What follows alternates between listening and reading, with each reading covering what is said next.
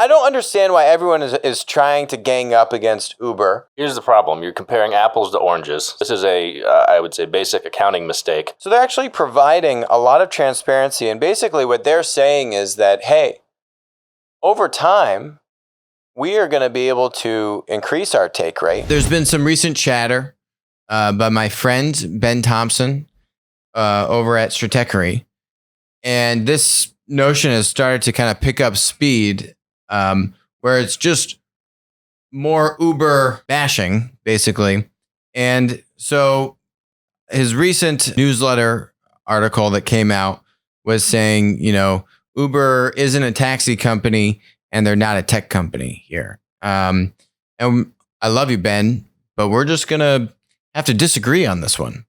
So he says, so what of Uber itself? It's not a taxi company, but is it a tech company? I suggested it was a few weeks ago, but now if you look at this highlighted part, I've changed my mind. I was right to mention Uber's costs and wrong to dismiss them and call Uber a tech company. At the same time, Uber clearly has no analog in the physical world. It is neither, and Uber's drivers help explain why. So then he goes on to analyze basically Uber's financials and to try and put them in the rider's perspective. Basically, if you look at this chart, and joined by Nick Johnson, co-author with me on Modern Monopolies. So this chart is showing from the rider perspective, right, Nick? This is basically GMV, this revenue number from rider's perspective. $15.57 billion is really just GMV, total throughput on Uber Eats and Uber ride sharing. Literally on the last Winner Take All episode, we just went over these numbers about how Uber is undervalued on the stock market today. And so this analysis, this cost of revenue, gross profit, gross margin, what is this really showing? Well, I think Ben's point here was try to say Uber has low margins, so it's not a tech company because it doesn't have SaaS-like margins. Here's the problem. You're comparing apples to oranges. SaaS companies, when you have gross sales, it's the same thing as revenue. With a marketplace, gross sales does not equal revenue. So this is I would say, basic accounting mistake to say that these things are apples to apples. They're not. They're very different, and you need to approach and understand basically marketplace accounting and understanding how you recognize revenue, where you basically recognize revenue as net sales, meaning sales minus the cost of the take rate that you don't keep. To say that Uber, which has roughly a 20-ish% take rate, is a low margin company because it only has a 20% take rate, which is what this essentially chart is showing, is that Uber only takes 20-ish% of the GMV, would be like saying Android isn't a tech company because it only takes 30% and it has to give up 70% and then it has low margins if you compare it to a SaaS company which has much higher gross margins, because that's not really what gross margin is for a platform business. That's just the take rate, and you're calling revenue something that isn't revenue. Well, I think there's a couple things here. We talk a lot about how Uber is a commoditized service marketplace, right? And that means that if you are a commoditized marketplace, you could be a commoditized product marketplace or a service marketplace. All that means is that if you look at the value that's being created from the supply side of that ecosystem, it is commoditized in the sense that there's really only a handful of variables that determine what that value is worth to the consumer. And if you are a platform and you are facilitating a commoditized transaction like Uber, so how many variables influence what that Uber ride should charge, right? It is the platform's role to remove that friction from the transaction and provide that ease of use to both sides, to the consumer and to the producer, to the passenger and to the driver. And so in this case, they are a price setter. Right. And there's actually a myriad of examples of a variety of very successful commoditized service marketplaces. Yep. Beyond just Uber. It doesn't mean that your platform is commoditized and the business model is bad because you operate in a commoditized marketplace environment.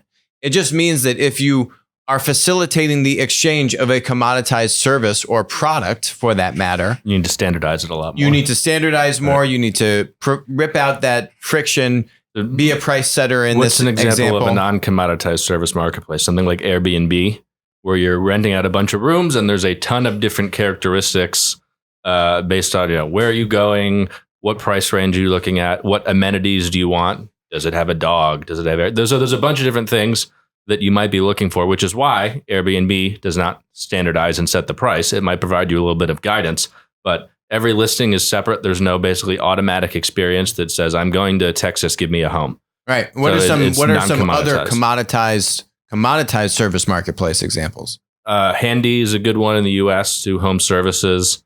There's a big home services marketplace in China called Ella.me. Alibaba has a huge logistics marketplace in China. There's a company called Manbang, which has a trucking marketplace in China. There's House and Home Polish in the interior design space. Yeah. All it means is that you're primarily, the one attribute is that you're setting the rate for the service provider. And I think to Ben's point is that because they are setting the rate, the ability for the driver to move on or off, say Uber to Lyft, for example, there's a lot lower switching costs to go from one platform to the other. So the platform has to spend all this money kind of acquiring or reacquiring or retaining these users. Right. I think he's saying there's less lock-in. Yeah, I would agree with that. If you compare, Uber to Airbnb, the uniqueness of the inventory on Airbnb makes that network effect stronger. Whereas on Uber versus Lyft, if you have the drivers, you have the drivers. Not, I need this particular kind. At the other flip side of that, it also makes it harder to build that network because you need to get all the different types of inventory to cater to different types of consumers. And then you also have the problem of someone being able to peel away particular parts of that network. So you have people that have created marketplaces going after just high-end listings for Airbnb, for example. And it's going to be tough for Airbnb to compete directly against that because they're not catered just to that consumer. So there's strengths and weaknesses ultimately to each model. I don't think there's a right model. It really depends on what is the market you're in and what is that service? Yeah. I mean, I'm not really sure what he's trying to get at with this, but I mean, all he really needs to do on this chart is at the top here, above 2,768,000,000, just put GMV right above it. And that's the 15.57 billion. And now you have a complete picture where you say, the total amount of throughput going through the platform is $15.5 billion. Lyft, by the way, does not disclose this number anymore, which is much fishier than, say, Uber. Uber's not trying to hide any of this. They're actually much more transparent than their competitor, Lyft. So if you look at Uber, they have a cost of revenue line on them, which some marketplaces don't break out very well. So Uber has been pretty transparent about this. If you look at that, their GMV is 15 billion. Their revenue is like 2.5, and their gross margin, if you look at cost of revenue versus revenue, roughly 50%. Not a bad margin for a marketplace. Basically, then what you're looking at is what is the take rate of this business, right? And as Ben even points out here, they're rolling in things like insurance and other things that are coupled in that go into that cost, go into that fee to the driver. Right. Yeah. But what I would say is that to look at GMV, look at the take rate, and then also stack cost of revenue on top of that, and then call that basically gross margin is an accounting mistake when you're looking at marketplaces. That's not the correct way to look at it. So what you should be looking at is this. You should actually say, okay, what is Uber's take rate today? And actually Uber in their quarterly earnings report, they talk about this thing called contribution margin.